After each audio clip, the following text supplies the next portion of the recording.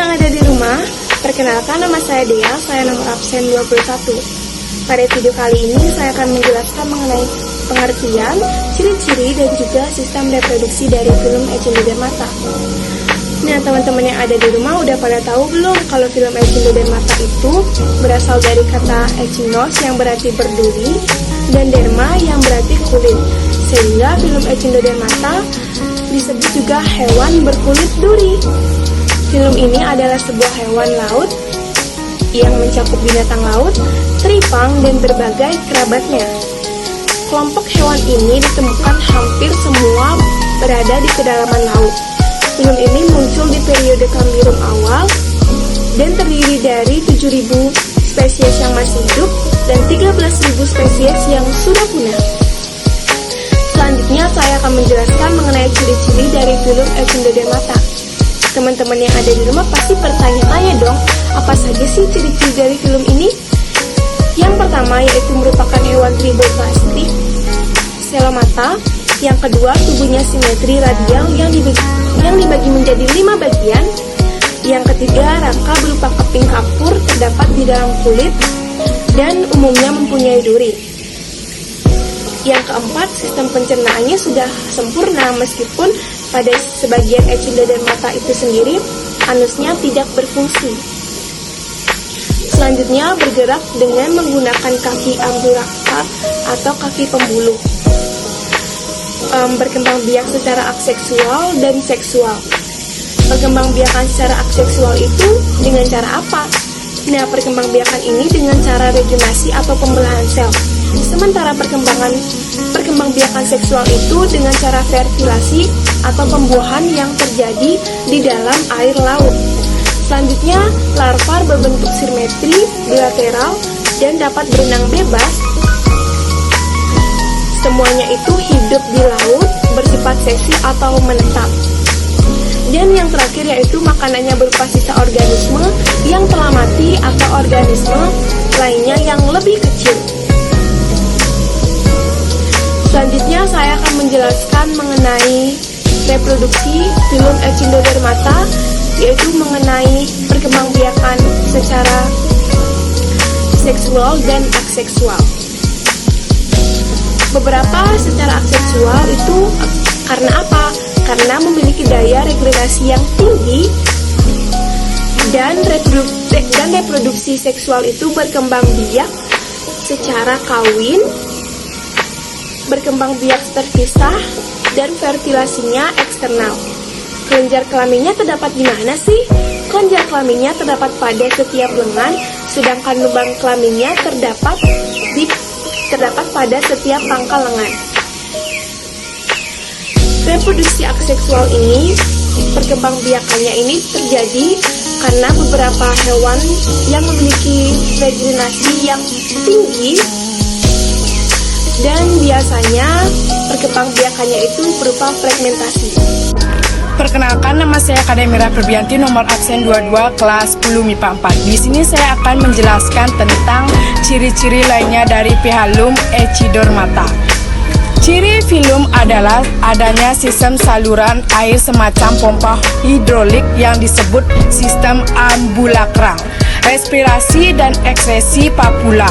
Organisme euklotik musclesular memiliki kulit tubuh yang tersusun atas zat kitin, bergerak dengan menggunakan kaki ambulakralat, kaki pembuluh atau tabung. Semuanya hidup di laut, bersifat sesil, menetap, memakannya berupa sisa organisme yang telah mati atau organisme lainnya yang lebih kecil. Tubuh ditutup oleh epidermis dan diperkuat serta disongkong oleh rangka dalam yang berupa lempeng kapur. Rangka ini dihasilkan oleh mesodermis. Nah, teman-teman bisa dilihat di samping kanan saya ini ada gambaran struktur tubuh Echinodermata. Di sini saya akan menjelaskan sistem organ Echinodermata. Yang pertama, sistem pencernaan makanan sempurna terdiri dari mulut, esofagus, lambung, usus, dan anus. Tetapi ada beberapa yang tidak mempunyai anus. Yang kedua, alat pernafasan berupa papula, insang, kaki tabung, dan tentakel. Yang ketiga, sistem saraf dengan batang cincin yang bercabang-cabang ke arah radial. Yang keempat, tidak mempunyai sistem ekskresi. Yang kelima, reproduksi secara seksual, fertilisasi eksternal. Perkenalkan, nama saya Nurhayati Putri, nomor absen 26 di kelas 10 Jadi video kali ini saya mendapatkan 3 bagian untuk dipresentasikan. Nah, yang pertama adalah sistem pembuluh echinodera mata, lalu yang kedua adalah lapisan membrana tubuh, dan yang ketiga adalah simetri tubuh. Nah, jadi yang pertama saya akan menjelaskan sistem pembuluh echinodera mata terlebih dahulu. Nah, sistem pembuluh echinodera mata ini tersusun atas beberapa bagian. Nah, yang pertama adalah madreporit. Nah, madreporit ini adalah tempat masuknya air laut ke dalam sistem pembuluh. Lalu yang kedua itu adalah saluran batu. Nah, saluran batu ini adalah penghubung antara madreporit dan saluran cincin. Lalu yang ketiga adalah saluran cincin. Saluran cincin ini adalah saluran yang mengelilingi mulut. Dan yang keempat ada saluran radial. Nah, saluran radial adalah cabang dari saluran cincin yang menuju ke setiap lengan. Yang kelima adalah saluran lateral. Nah, saluran lateral ini adalah saluran yang berasal dari saluran radial yang bermuara ke ampula. Lalu yang kelima adalah badan Tiedemann. Nah, badan ini merupakan bangunan yang menempel pada saluran cincin yang memiliki fungsi sebagai alat keseimbangan. Yang ketujuh atau yang terakhir adalah gelembung Poland. Nah, gelembung Poland ini berfungsi untuk mengatur tekanan air pada echinodera mata. Lalu yang kedua saya akan menjelaskan tentang lapisan dan rangka tubuh. Nah, lapisan rangka tubuh ini biasa disebut dengan fibroblastik stomata. Jadi lapisan dan rangka tubuh ini adalah lapisan yang tubuhnya terdiri dari 3 lapisan yang disebut dengan ektoderm, mesoderm, dan endoderm. Lalu juga memiliki rongga tubuh sehingga tergolong dalam sel mata atau selom. Lalu yang ketiga atau yang terakhir saya akan menjelaskan tentang simetri tubuh. Nah, simetri tubuh ini dapat dibagi menjadi 2, yaitu larva. Nah, larva ini adalah simetri bilateral. Lalu yang kedua ada dewasa. Nah, dewasa ini termasuk dalam simetri radial. Halo semuanya, perkenalkan nama saya Mari Dwi Andani, nomor absen 25 dari kelas 10 MIPA 4. Nah, selanjutnya saya akan membahas mengenai klasifikasi dari echinodera mata. Tahukah kalian bahwa klasifikasi echinodera mata terbagi menjadi 5 kelas?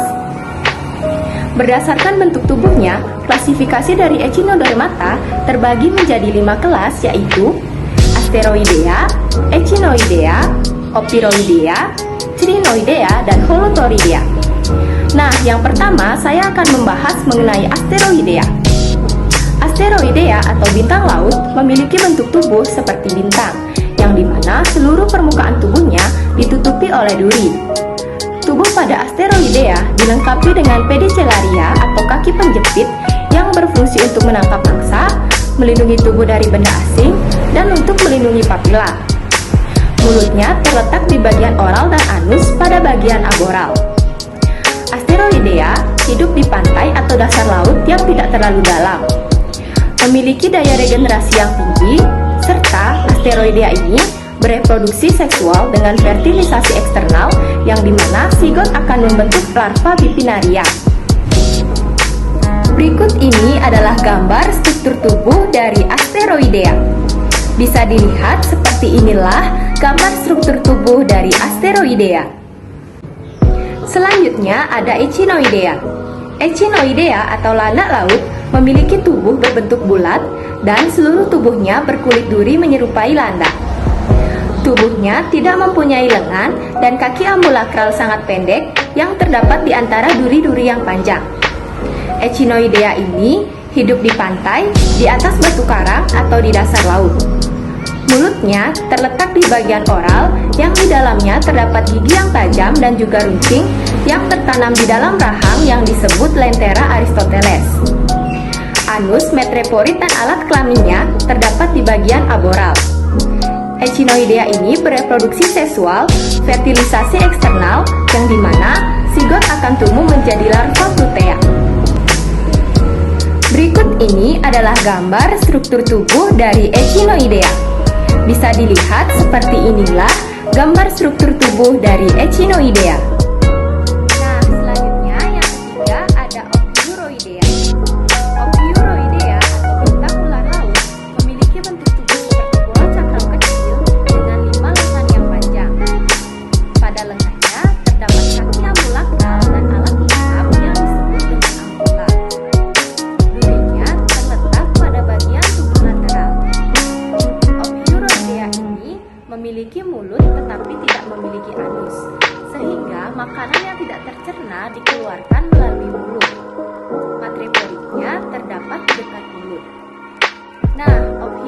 Echinoidea ini hidup di laut yang dangkal atau dalam, biasanya bersembunyi di batu karang dan sangat aktif pada malam hari.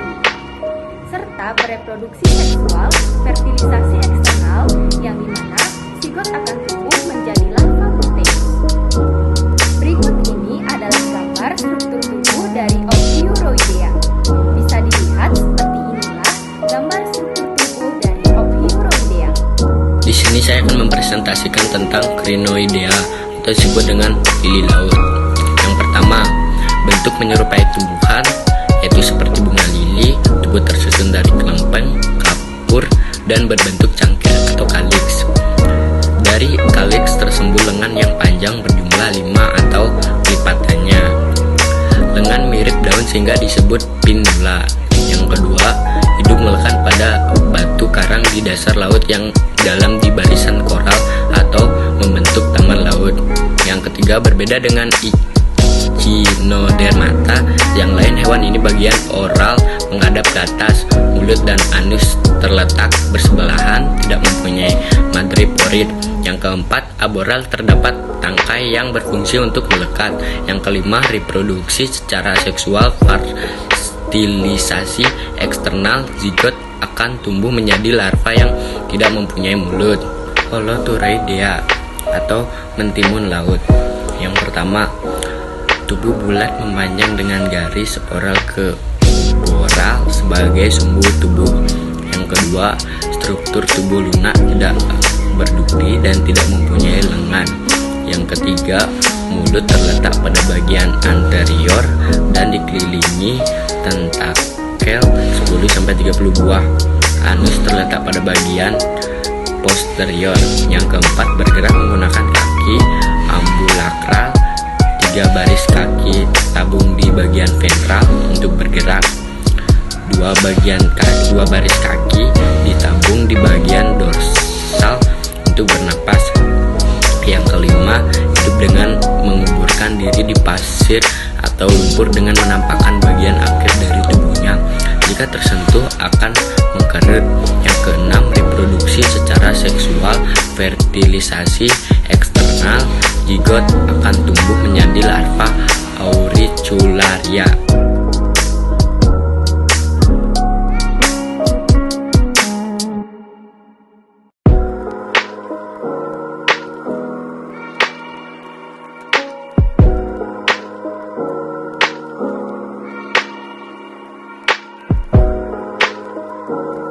Nah, setelah penjabaran dari rekan-rekan saya, di sini saya Caca, nomor absen 24, akan memaparkan apa peranan menguntungkan dari apa yang sudah dipaparkan oleh rekan-rekan saya.